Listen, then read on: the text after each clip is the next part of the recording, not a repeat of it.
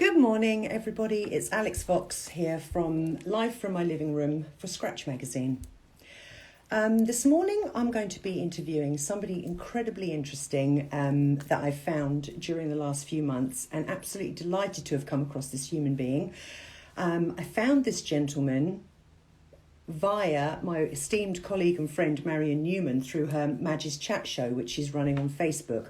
It's a private group, but you can ask to be included if you're a nail professional, beauty professional, and you get brought into the group. Well, there was a member of that group called Emma, a nail technician, and she thought it might be nice to put her husband forward, since he is considered to be the UK's number one provider of anxiety solutions, and he's a mental health coach. So Dave came into our world, and obviously it's incredibly exciting for us to not only have somebody that can provide these solutions that we need, but understands us as nail technicians, understands our world. So I'm just bringing him in because he's already requested to come in. Superb. Oh, good morning, Dave. Hello. How are you, Very Alex? good morning. Okay. Thank you for joining me today.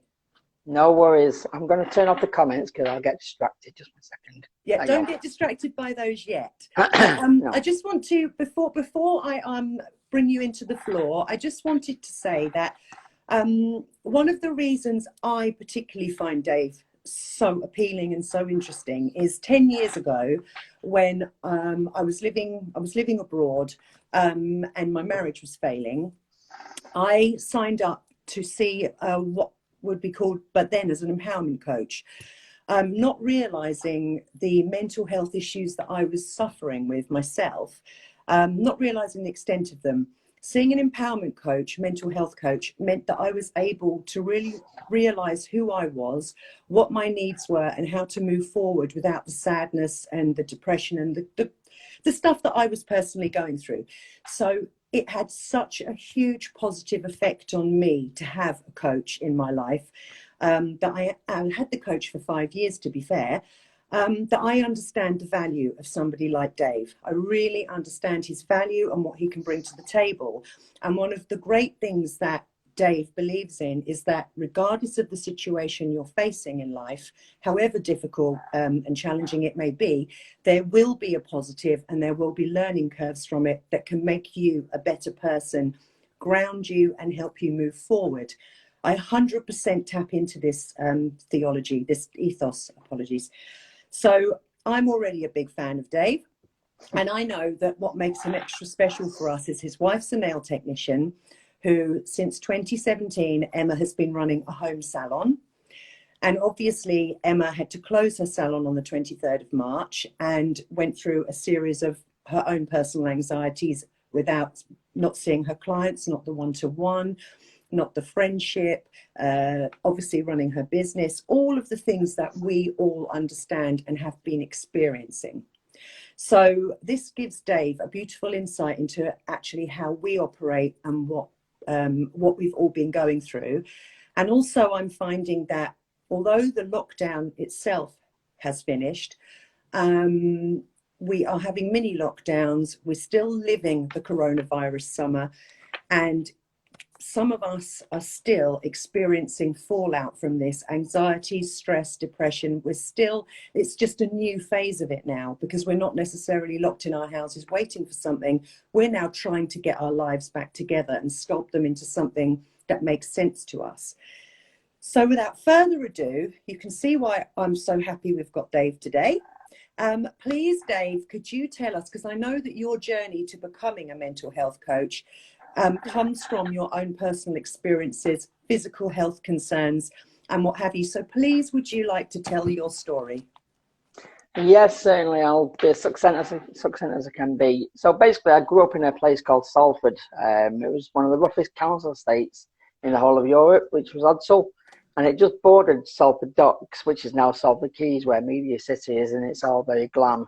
But back in the 80s and the early 70s, it was the actual docks where we had ships coming in, sailors. It was an amazing place. And so I took solace in the docks. I used to go over there at 5 years old on my own, cross over Trafford Road, and I'd just sit watching the ships coming in and watching the workers.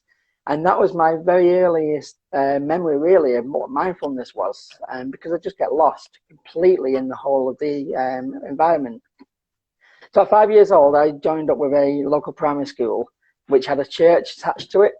And I've not led what you would consider a normal, conventional life, in fairness. And at 5 years old, the priest came over to me and said, "You're going to be an altar boy." I had no choice in it, but you're going to be an altar boy. And so the next day I went to the church and I served my very first funeral at 5 years old. And it was the most bizarre experience you could ever go through. And I remember it to this day so vividly. There's about 120 people in the church, all grieving. I can remember the front row. I can remember their faces, exactly what they looked like. And the coffin was actually higher than me because I was only 5 years old. And between the age of 5 and 8, I served over 400 funerals, which wasn't normal. But that was my world, so I just embraced it. At 8 years old, something crazy happened. I used to look like the Milky Bar Kid, so I must have had one of these faces, excuse me, that people wanted to open up to. And adults would just sit next to me in the church and they'd open up about the regrets. And it was always, I wish I, or I wish they. And I spoke to hundreds, if not thousands, over the years who have been grieving. And the first thing that they come out with, I wish I would have spent more time with the person. I wish I wouldn't have had that argument. I wish I would have phoned them more times, etc., etc. And it was always a wish. And at 8 years old, I went to my priest and I asked him a question. I said, "This terrifies me, priest." I said, "I don't want to live with regret. How do I live a life with no regret?" And he actually sat me down and said, "Dave, to live a life with no regret, you need to make peace with your decisions immediately, both good and bad." And I remember walking out of that church saying to myself, I am never going to have a regret. I'm going to control everything that comes my way. And to this day, I sit here now with not one single regret. And I've spoken to thousands of people, and regret is one of the most harmful things that we can have in our lives. We just can't let go of things, and it just festers and festers until it manifests into anxiety, depression, or whatever it may be. So at 9 years old, my mum and dad split up, and I remember the day they split up. I was taken to Worsley Woods by my neighbour because obviously they knew that was the day my mum and dad were splitting up. But because I was an awkward child, I decided to have diarrhea that day, so they brought me back pretty much straight away. And I opened the door to in the back garden, and my mum was on the floor, my dad was over her screaming at her, and she ran past me, and I ran after her to the bus stop, and she didn't say a single word until she got on the bus and turned around and said bye. And that was it. No explanation, no nothing. And so I remember walking back to the house, and there was some masonettes to the left of me. And I just climbed over the security gate, and I just sat by the bin chute area. And I didn't realise how that would have such a massive, play a massive part in my life many years later. But I sat there for 2 hours just crying. And my dad didn't have a clue where I was. I don't think he cared, to be honest. I didn't even notice I was gone. But 7 years later, I was made homeless by my dad at 16. And I wanted to be a volunteer in my local area. I wanted to develop a childcare club. And my dad wanted me to become an accountant. And he got me an internship in London for this big accountancy firm. And I told him I'm not interested. He said, "You've not listened to the last couple of years of what I want to do." And so he threw me out. It was November the 11th at 11 o'clock in 1990. And I remember walking down the path and turning around, and my dad shut the door, turned the light off, and went to bed. And it was freezing cold. I remember it so vividly. And my first night was spent in a brick bin shed all night. I didn't get any sleep. It was just full of cobwebs and dirt and grime. And when I woke up the next morning, I thought to myself, I could go back to my dad now and say, "I'm sorry, I'll become an accountant." Or I could make those last 2 years of me arguing with him a reality. And so I set out to develop this childcare club. And there was no signposting to charities back then. There was no internet, no phones or anything like that. So I just had a plan A. I didn't have a plan B. And so Salford Keys was started to develop at the time. And I was knocking on doors asking for money. I was 16 years old. For about 3 months, I didn't change. I was living in a cemetery for 3 months. And I was getting no after no, and I got about 2,500 rejections. And how many people get a no when they try and get a new client or anything like that, and they get a no, and it becomes the biggest thing in the world. Oh my God! And they go into this massive depression because a client has said no.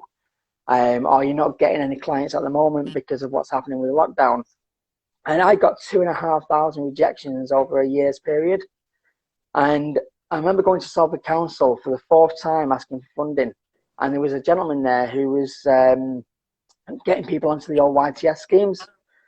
And he asked me if I wanted to join this YTS scheme. I said, no. I said, this is what I want to do.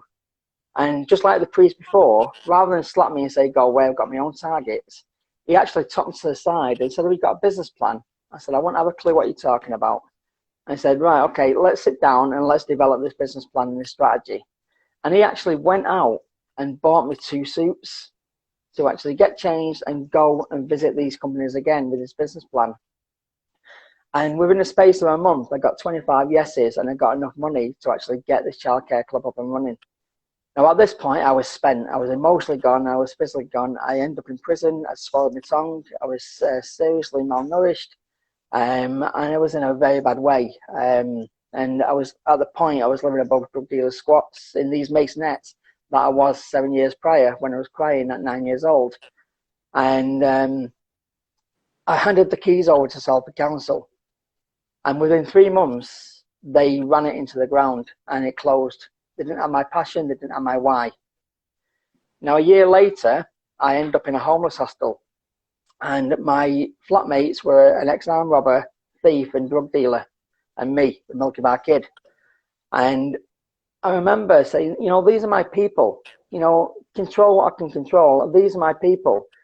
You know, I'm not better than them just because I got this childcare club and I got my A-levels and stuff like that. I am in this position with them now. So this is real, this moment in time. And so I just sat about listening to them, like I did with the adults when they was grieving.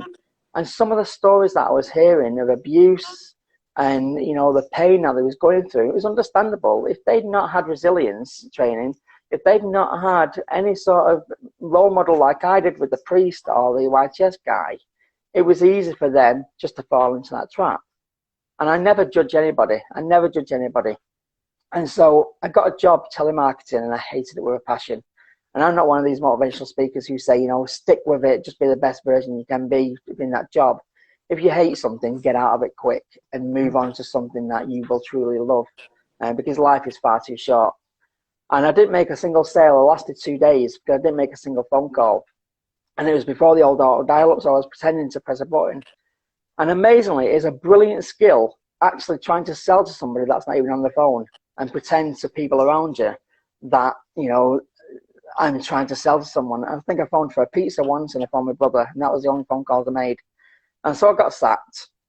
And so I went back for the money, and they told me to jog on. They said, it's not going to happen.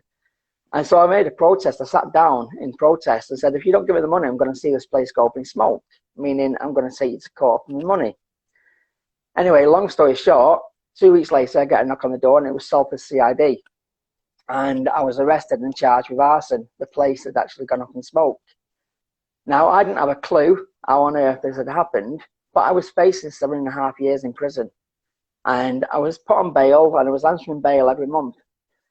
Now, this is one of the biggest drivers for me, because so many people, especially at the moment now when we're being told we can't go out, we can't go out, we can't go out, so many people are walking around with these imaginary bars in front of us. And they don't realise that they've got the golden key just to walk out that cell door and create the life that they want to do. They have that comfort within that cell. They create this alternative reality now that they are behind bars and that's where they're staying. And I was facing genuinely 7.5 years behind real prison. And I went through so much emotion. I went through fear. I went through anxiety. I went through depression. I even thought about ending it all because I genuinely thought I could not cope in prison. After about 4 months, I answered bail for the 4th time, and the police officer told me I was cleared, you can go. And I said, well, I need a bit more than that because you just ruined my life. I said, well, somebody's admitted to it, somebody's confessed, that's all you're getting.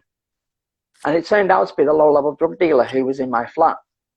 And he did it on my behalf because I'd gone back that night, screaming, effing and blinding, being all angry, you know, getting all stressed. And he took it literally and thought he was doing me a favour by going back and, you know, causing these people issues. And his words, when he went to the police station, he said, I cannot accept somebody so straight going down for something they didn't do. I confess. As soon as he found out I'd been charged with it. Now, if you go back a year before, when Salford Council, who were there to safeguard the children's futures, who didn't give a damn, yet the scum of the earth, who we put to the side saying they're not my people, when the shit hit the fan, he stood up and was counted, and he gave me my life back. And there's a lesson there. You know, so many people on social media now judge, you know, just because they vote this person or just because they do that, they're, you know, horrible people. And one thing that I've found over my time is everybody's equal. Everybody's got a story. And it's my job to find out what that story is. And if somebody's being an idiot to me online, or if somebody's been a troll, or somebody's been horrible to me, the first thing I always say is, you've got a story, what is it? I'm here to listen. And if they don't want to tell me, that's fine. I've done my bit. I've opened up and allowed them a place to open up without judgment. Now, too many people go on the defensive and call them a name and this and that and this and that, and it just spirals out of control, and you're adding fuel to the fire, and it just becomes bigger than what it should be. My advice to anybody is, do not judge. Everybody's got their own problems. At this moment in time, so many of us are moaning about the fact that our older clients aren't going back. Yet so many people I've spoken to haven't actually picked up the phone to those clients and asked them what's happening. How are they? You know, how are they feeling? And once they've picked up that phone and spoke to those clients, they realize these clients are very scared. These clients are worried, you know, and it's all well and good putting on social media that you're COVID secure. It's all well and good putting on social media that you've got a visor on and what have you, until they hear that physical voice where it shows that you genuinely care and asking about them, not about your own particular problems. Because the more we help others, the more ourselves will be helped. You know, the more people that you help, you will get to your place better. And at this moment in time, too many people are thinking about themselves and about their own particular issues and say, oh, I've got a lack of money, lack of clients and what have you. But we need to reframe that and start looking at what it is with the other person and how we can help them. And it will be, I guarantee, the vast majority of cases will be anxiety within it. Moving forward, I've had several death threats. I worked in the red light districts in Manchester, and different world back then. I was 19 years old. I'd had access to social services through my homeless, and I had access to the police through the house. And they've come up with this project for outreach work in the red light district, and my name popped up in conversation, and so they asked me, do I want to be an outreach worker in the red light district? No DBS checks, no nothing. It was just, he seemed all right, let's do it. And so I'm following intuition all the time. I don't listen to my ego. And it seemed like the right thing to do at the time, to put all my experiences into something that was a positive. And there was one young girl, my job was to try and get the young girls out of prostitution back into childcare and back into education. And so there was one young girl called Keely, who every talk that I do, I always mention it, because in life we become so desensitized. You know, we see crime on TV every single day, we see COVID on, and we become desensitized to it all. And we forget, because it's all about the stats, we forget there's real people involved in all this. And there's one young girl who's 14 who came up to me one night and said, Dave, I need to die. Now, I've supported over 2,000 people who have been suicidal. And not one person, apart from her, has ever said, I need to die. It's always been, I want to die. And this girl said, I need to die. And we worked with her for about 3 months until she got the glint back in her eye. And she came up to me and said, Dave, I want to make good. I want to go back to childcare. Now, that was a huge decision for her, because it was childcare that ended up on the streets with the systematic abuse that she went through with childcare. And so it was a huge decision for her. And this was back in 92, 93. So again, no internet, no signposts and anything like that, really. And so I said to her, I said, right, let's meet tomorrow and we'll process you. That night, she panicked and told the pimp what she was planning to do. And on one side of Manchester's red light district were the Chinese triads, and the other side was the Jamaican yardies. And her pimp was a 6'4" black Jamaican yardie, and he was huge. If anybody's seen the Green Mile, that guy in the Green Mile, that is exactly what he looked like. He was huge. And she panicked and told him what she was planning to do. And rather than let her go and get on with her life, he doused her in petrol and burnt her alive. And I got a call that night to go and identify this young girl's body at 19 years old. And that image will always stay with me. That image will always stay with me. And the only way we could identify her was through the gold jewelry she had on. And so, who's ever made a decision when they're stressed? It's never worked out to be the right decision, really. And I walked into this red light district to confront this 6'4" Jamaican yardie. And, you know, me looking like the Milky Bar kid, it was never going to turn out in my favour, really. And he literally left me for dead. He broke my jaw, he left me for dead, and he stood over me and said, if I see you in Manchester again, you are dead. And now I've had 3 death threats in my life, I've had 3 broken jaws, and I've had 2 armed robberies against myself. So that's a lot of stress and a lot of pressure. And I hated myself because all I kept on thinking about was if I would have took her away that night, she would have been alive now. And this took months and months and months of shame and guilt. And, you know, to the point I ended up laying in the bath and just slitting the inside of my leg, trying to end it all because it had got so much. And it was a half-hearted attempt when I think about it. But it was a cry for help, really. But that was the premises for me to actually open my mind up then. You know, why do we always wait till we hit rock bottom before our mind opens? My job is to get people's minds open before we hit rock bottom, because we've got so much life to live, yet we wait until we get to that bottom of the pile before we decide to open up our minds. And I set about trying to find the positives because, as Alex alluded to before, there's a strategy that I always use in every experience I go through, and it's A, what is within my control? 2 is, you know, what are the positives here? Because I guarantee no matter what we go through, there is a positive. I guarantee it. And 3 is, what can I learn from this? What can I take from this? And I started looking for the positives, and how the hell do I get a positive from this situation? But I tried and I tried, and every single day I just focused and sat in silence and tried to find this positive. And it dawned on me eventually that, you know what, when she was suffering, when she was going through that pain, she would have had a fleeting thought that at least there was one person in this world who cared enough to try and save her. There was at least one person in this world who loved her enough to put their life on the line. And that gave me that little bit of white hope to grab onto. And then I started thinking a lot more about it. And it dawned on me, you know, when she was dying, unfortunately, she had hope. And without hope, we have nothing. But I gave her that hope, and she gave herself that hope. Yes, it didn't end in the greatest of ways, but the fact is she had hope, and I started getting this great white light. Eventually, then I started moving on to forgiveness, because forgiveness is, to me, is one of the most empowering things that we can do.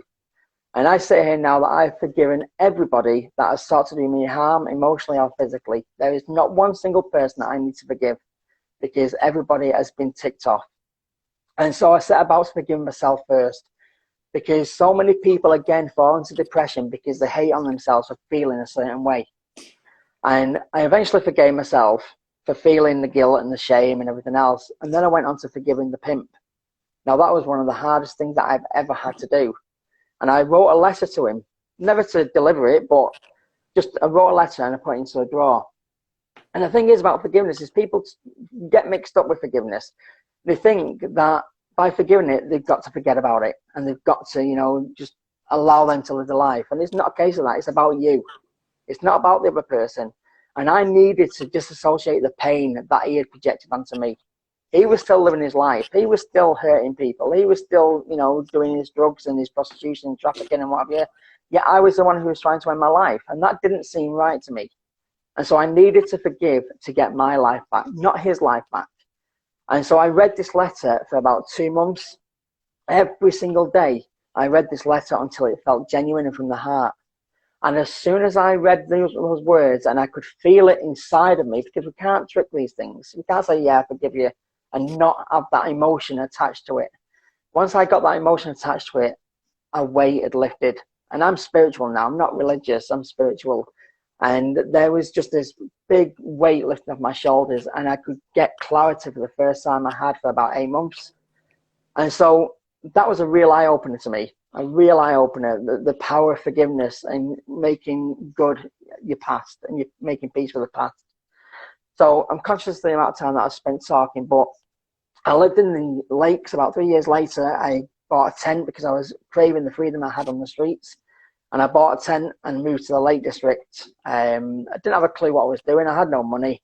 But I thought, if I'm going to be homeless, I'd rather be homeless somewhere nice. And here's the thing for you guys in terms of trying to get new clients is people love stories. If you tell a story about your nails and what you can deliver to somebody and tell it in a storytelling way, people will buy into that. And I remember going to the pub in Bowness, and I got friendly with a local farmer, and I told him my story, and I told him what had happened and why I'm here. And he said, oh, you can have a corner plot in my field. Said, whatever you catch is yours. I said, well, I've never caught anything. And again, there are good people in this world, yet we always focus on the negatives and all the bad people. Yet there are so many good people if you just open up, be vulnerable, and just allow people in.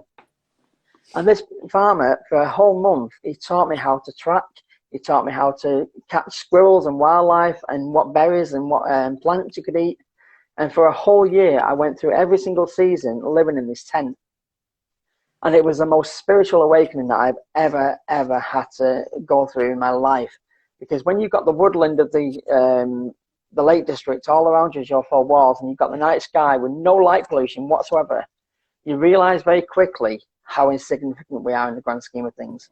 And I don't mean that in a way that we're worthless and pointless. I mean, there is far more at play than we will ever know and understand. We are just a microcosm of a dot in this grand scheme. And all we can do is impact on those around us.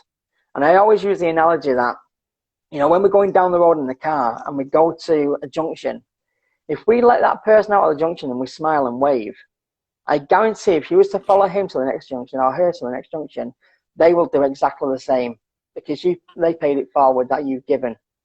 If you was to say to that person, oh, piss off, you know, I'm going and cut in, pretty much if you look in your back mirror when you get to another junction, they'll pretty much do the same. And before you know it, you've impacted on probably 100, 200 people in your day, but you only know about the one or two that you've actually had a physical connection with. And this is what I do, and I think every single day is I look for the ways to get people paying these little forwards because it is a ripple effect. If you say good morning to somebody, you don't know what they're going through. If you smile and say good morning, so you don't have a clue what they're going through, but you may well have made their day. And they will say good morning and smile to the next person, and the next person, next person. And again, before you know it, 100, 200 people have been positively impacted by one small gesture made by you. And there is a specific part of the brain called the RAS, which is a reticular activating system, which stores all the vital important information. And it doesn't discriminate. It doesn't give a damn whether you're thinking negative, positive, evil thoughts or whatever. It gives you more. Its job and sole purpose is to give you more of what you need and what you want. And the way it works out is what you're constantly thinking about. So if you're constantly thinking about negative thoughts, guess what? This part of the brain will open up more stuff for you to be negative. You know, you wake up in the morning, you stub your toe, you start getting angry, and then you walk out the door and forget your keys and you lock yourself out, and then you get a bus and then it splashes you and you get to work and you then get sacked because it just goes completely out of control. Whereas if you wake up in the morning and actually start thinking about other people first, you know, I always give my two children a hug, or I'll go onto the internet and I'll write a review for somebody saying thank you for yesterday. Always start off about somebody else, because once you find a purpose bigger than yourself, good things happen. And again, the analogy that I use is if you've ever bought a new car or a second-hand car, bought a new car for you, guaranteed you will see that car everywhere, outside your house, on the road, in adverts. And all it is because it's important to you, that car's always been there, but it's just opened up and shown you more of the stuff that you want. So guess what? If you go to bed at night and you write down 5 things that you're truly grateful for, and again, you can't trick it, you have to feel that emotion, guess what? You wake up at peace, seeing good things around you. And the more you think positive thoughts, the more you think about what you're grateful for, this part of the brain will kick into action and it will show you more of that stuff to be positive for. But too many people at the moment are thinking about the lack of clients, thinking about the lack of money coming in. But if you reframe it and start being grateful for the money that you have got in, being grateful for that 1 or 2 clients that do come in, and focus your thoughts on that and your emotions on that, guess what? You'll see opportunities where new clients will be coming in and you'll be able to connect with them and get them in. But because we're constantly thinking about the lack at the moment, you will not see all the opportunities for the new customers coming in and old customers coming back. Okay, so more recently, I was diagnosed 5 years ago with a rare form of motor neuron disease. I was on 36 tablets a day plus morphine. I've now come off all those, and this is not medical advice, by the way, but I was under 5 different consultants. I was under the urologist, the neurologist, the lung consultant, the audiologist, and I swear to you, I had a 5th consultant who I have no idea who the hell he was. No idea. I think he just felt left out because I'd pretty much gone through the whole of the NHS, and he just wanted to be part of me. I have no idea to this day who he was. And they was all medicating for their own particular field, not talking to each other, not communicating. And so ultimately, I ended up on 36 tablets a day plus morphine, and I was a zombie. I couldn't get off the bed at the end of the day. I couldn't get off the settee. I couldn't even get on the floor to play jigsaw with my children. I was vomiting every day. I was having cluster headaches. I was an absolute mess. And eventually, I said to myself, this is not good. And so I looked at my tablet intake, and half the tablets counteracted the other half, but was having side effects. And one thing I'm really good at now is taking the emotion out of situations and looking at the facts. And this is where anxiety comes into. Anxiety is driven by what if and the future and emotion. But by looking at the facts, you realize you've got nothing to be anxious for. You know, when you go back and look at all the stuff that you've been anxious for over the last few years, you'll realize actually that didn't really come true, what you was really scared about or what you was anxious about. But you create this alternative reality in your head. And so the thing is now educate yourself about anxiety, educate about what this ego is, what this little voice in your head is, and how to control that voice. Because too many people resist this voice, and I call it Gary. And Gary had a massive to do this morning. He was telling me, "Oh, don't go on that live today. Oh God, Alex will, screw you over." And all this voice going in the head, and she'll try and catch you out. She'll do this and what have you. And so many people listen to Gary. So many people listen to it and resist it and say, "Oh, I don't want it to be there. Shut up, shut up, shut up." And the more you resist the ego, the louder it'll become. And so what I teach people is to be at one with your thoughts. Allow it that space just to come up and smile and say, "Yeah, I'm okay with that. I'm okay with Alex screwing me over. Yeah, I'm okay with screwing up on this live. I'm okay in, saying a lot. I'm okay with that." Because once you're genuinely okay with this voice coming into your head, it disappears. He's off having porridge watching Holmes and the Hammer now. He's not even, I can't stop talking. You know what I mean? But before, I would have quite happily said, "No, I'm not sending a request to join us live." Yeah, I'm a professional speaker who does this every day. You know what I mean? So we all have our little demons, but we need to be at one with them and allow that thought to be there. Because once we are truly okay with those thoughts, I guarantee it will disappear. And that's when you start digging deep into your intuition. And it is the most beautiful feeling. I've not had a plan. If I had a plan, I would not 6 weeks ago got involved in the beauty industry and met people like Alex and Marion and Millie and all these people. My life is great. You know what I mean? I'm speaking to so many, I'm helping so many people within the beauty industry and connecting with so many incredible people. If I would have listened to Gary, or if I would have had a plan, I wouldn't have seen that opportunity. My wife wouldn't have said what she said and then got me involved in Marion's lives and what have you. It's great. Just please listen to your thoughts, allow them to be. I sit inside every day without fail, 15 minutes. Gary will pipe up saying, "Dave, you've got to do the pots. Your wife's in bed, and when she gets down, the pots, she'll kill you." And it will try and stop me doing something so beneficial to yourself. And I just allow it to be there. And after 10 or 15 minutes, I guarantee it'll disappear. And that's when I dive into my intuition and what I'm guided by. And so moving forward, I then get diagnosed with severe spinal canal stenosis, which ultimately will lead to paralysis. I've got a paralyzed diaphragm and 30% vital lung capacity. So at some point, if to be believed, I'm going to be like a Sherpa on Everest with the oxygen tank coming. Yeah. Oh, sorry. Did you say something? You seem to be breaking up, Alex, so I didn't know if you said something then.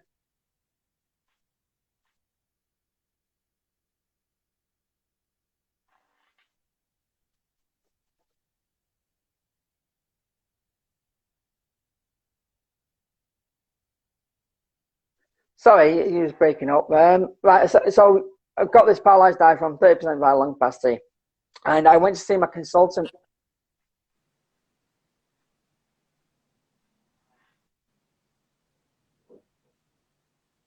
Sorry, the internet's going, is it? Is the internet going? I'm not sure. I'm not sure if it's I don't know. I've got some strange things going on in my house lately. Um I can internet. hear you now. Oh, I good. can Okay. hear. I can Sorry. hear. That's good. Yeah. No, it's all Sorry right. No worries. about that, Dave. Please Um, continue your story. so I went to see the consultant, the spinal consultant, because we was discussing surgery on my back. Um, and I said to him, I said, look, I work in mental health. Give me it straight. You know, I don't like pussyfooting about and bedside manners and all that. And his words to me were, if you was to go down the surgical route, you may as well book in to Dignitas, because at least then you'll have a nice holiday to Switzerland beforehand. So basically what he was saying is if you go under general anaesthetic, there is 100% certainty of you dying on the operating table.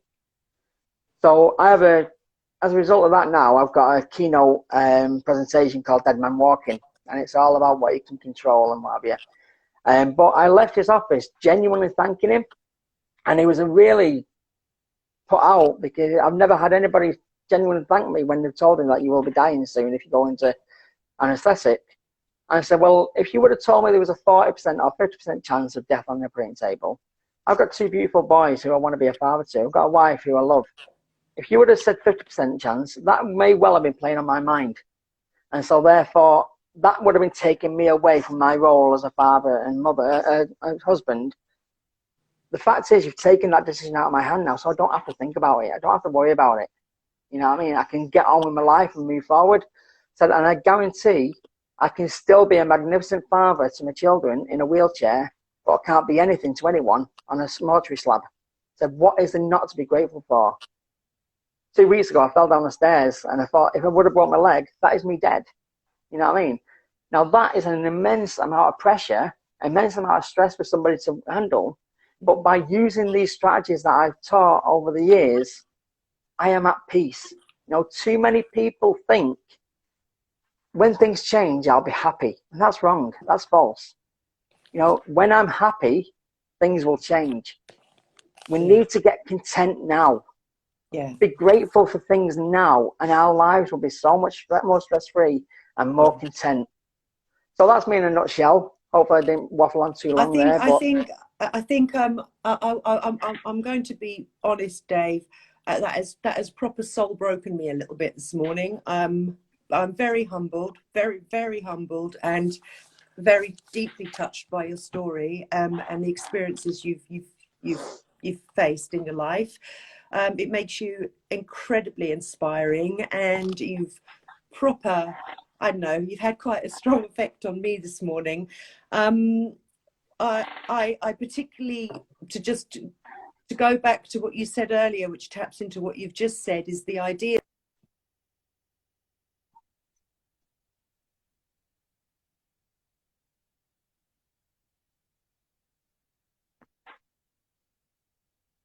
Yeah.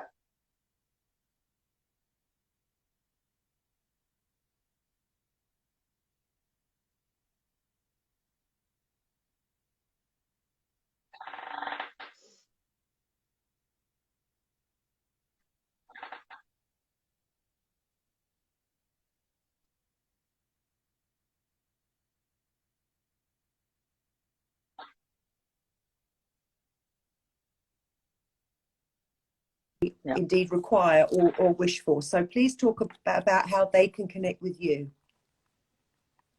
Yeah, well, the Facebook group was born out of the live that I did with Marion. That was 5-6 weeks ago. And I could see that obviously there's a ridiculous amount of stressed out nail technicians, my wife included. She's in the group, she don't have to pay, which is nice for her. But I thought, you know what, we need something there, because my wife's income fell off a cliff completely. You know, I mean, March 23rd, it fell off a cliff because she didn't have a plan B really. It was just all about my nails. And so I thought we need to get something that was completely affordable where people can get access immediately to the support they need. So I set up this paid subscription group, which is only $9.99 a month.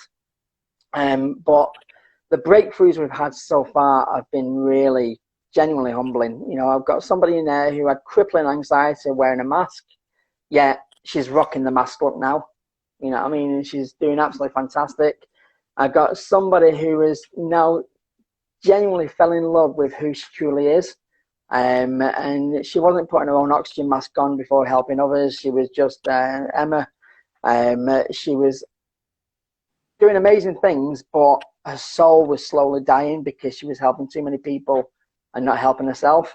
And so now she's truly embraced who she truly is now, and she's living the best life. She went camping last week with her partner and her children, and pretty much switched off the whole social media and just was in the moment. And it was an absolute joy to see. You got Antonia, who had anxiety issues. Antonia Catalana, I think her name is. I always get her name mixed up. Where's my name? But she had anxiety issues, and you know, the testimonial she's given me, she's in a completely different place. And the only thing that's wrong with her now is she likes Harry Potter. You know what I mean? And I can't, unfortunately, do anything about that. You know what I mean? Dave, I've had a question. Please, could you name the group on Facebook that people can join or can write to you to join?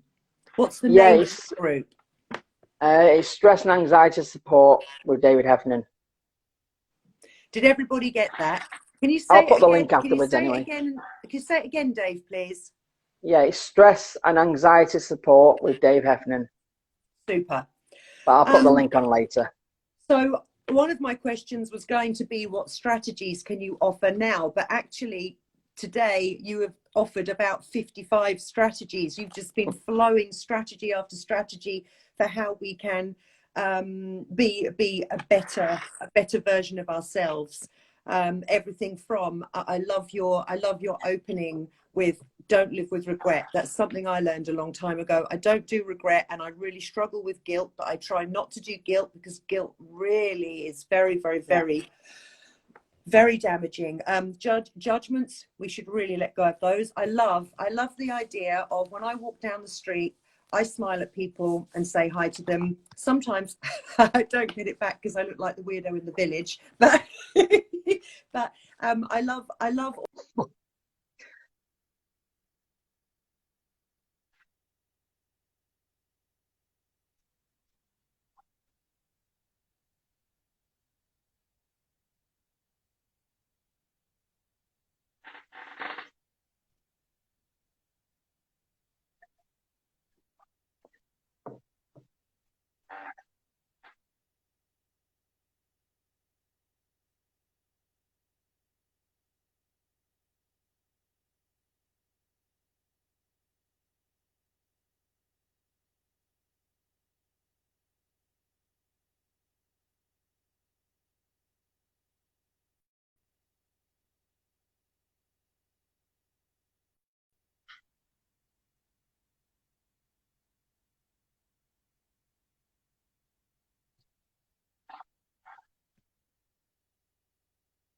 one, that they need the support and help, and number two, just how much they need it.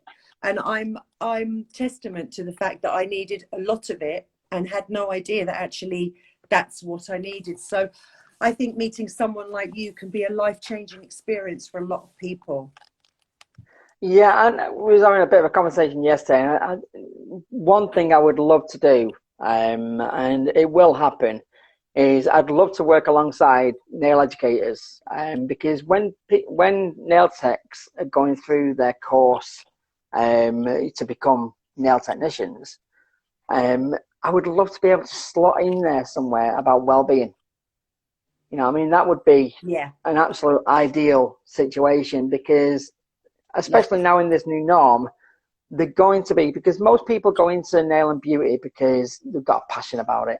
And, you know, so many people, and I've spoken to hundreds over the last few weeks, where they've all got these anxieties, they've all got these stresses, and they've all got, you know, some form of mental health issue, whether it's low-level depression or a backstory that they've not made peace with.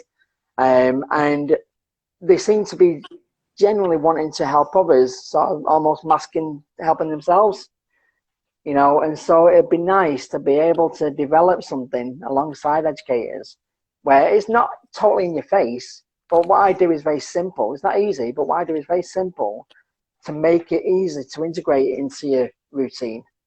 You know what I mean? And I think if we can get the nail courses putting well-being as one of their topics.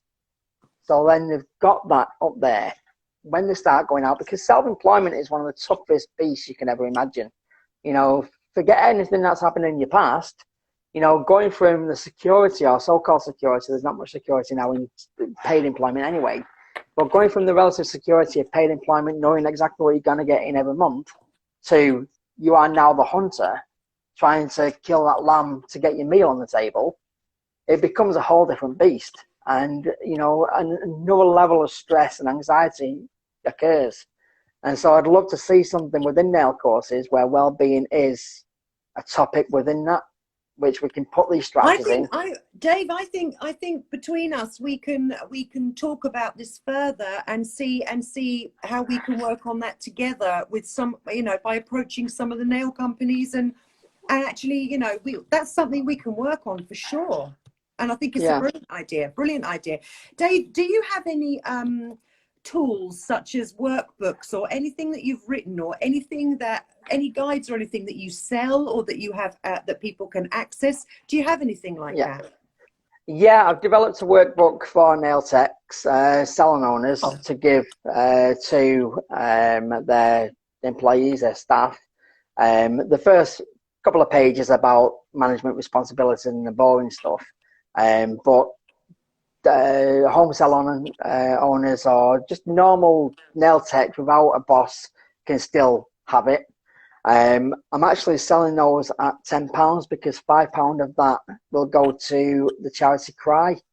There's a beautiful lady in my group called Gemma Andrews, who lost her 15-year-old daughter last year in April. To her heart just stopped, and she had a healthy heart. She was absolutely healthy, and then within seconds her heart just stopped and she passed away, unfortunately. So a portion of my money that I get from my group goes to Cry on Tiffany's behalf, in her name. So if anybody wants the workbook, I'll throw in the resilience workshop as well for nail salons for them to do with their staff if they want. But that's £9.99 and £10, and half of that goes to the Cry charity. So I'm not making any money from that really. It's just I've developed it so people can move forward and raise a bit of money for charity as well. Dave, you are just so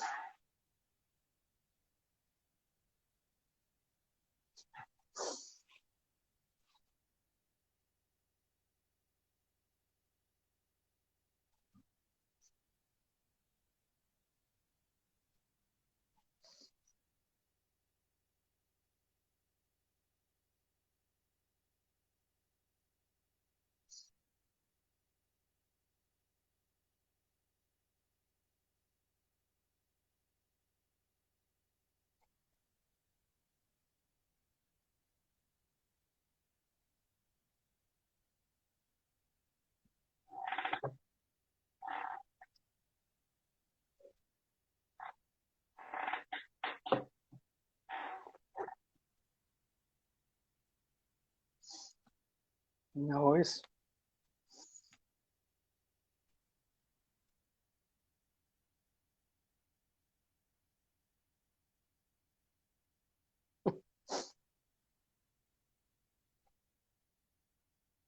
No pressure.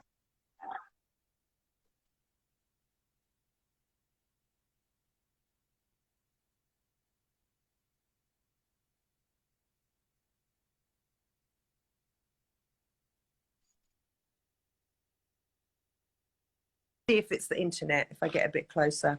So how would you like to close the interview, Dave? So say that again, you broke up a little bit.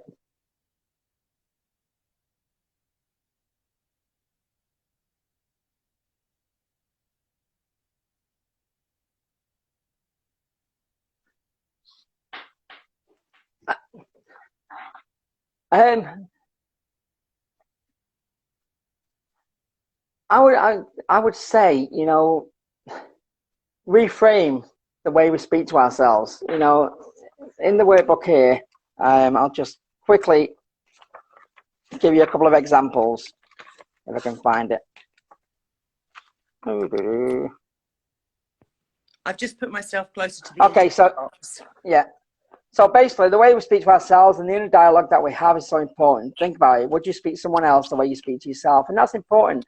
If we was to verbalize the self-talk that we do for ourselves to another human being, we'd be done for hate crime. You know what I mean? We don't half talk to ourselves in such a negative manner. So just a couple of phrases you can change straight away, which I've talked about the way the brain works. It will then open up other opportunities. So instead of saying, oh, I have to, change it to I get to, and try and be grateful for the opportunity and things to do. Oh, I can't do this, change it to I still need to learn because you are more than capable. I give up, change it to I'll try again. Take a rest, recoup, and try again. And I'm sorry, change it to thank you. Stop making excuses and be grateful. And there's a whole host of them. But yeah, just clock your Gary. Clock your Gary. And if you need any help, I'll help you silence Gary, because it's so important to silence him in the right way, or her in the right way. And that's what we're doing in the group. And it's yielding amazing results. Dave, Talk to yourself kind. Somebody's asked, how can they buy this book from you? Do they need to just message you on Facebook? Yeah, and I'll put the link below anyway, if that's possible. Oh, perfect. Yeah. Thank you. Well, okay, so Dave Heffernan, UK's number one provider of mental health and anxiety solutions. Thank you so much for coming on, talking to Scratch today, and giving us so many great strategies for moving forward with positivity. Thank you very, very, very much. And I'm so pleased that we got to meet you. And thank you to Emma for putting you in front of us. I know. Don't say that. She'll want extra stuff now. She'll want to go and buy loads of nail art stuff now. Yeah. Oh, I appreciate the opportunity. She's amazing. She's my rock. You know, she deserves it. Yeah. Well, I can go and have a drink now in the bar behind me. You can, totally. Yeah. Dave, thank you so much for being on the Scratch live from the living room today. Sorry about the audio, everybody. My naughty internet has been a bit weird this week. But thank you very much. So I'm going to end now and say, everybody have a great day. Thank you very much. Bye. Bye. Bye-bye, everyone.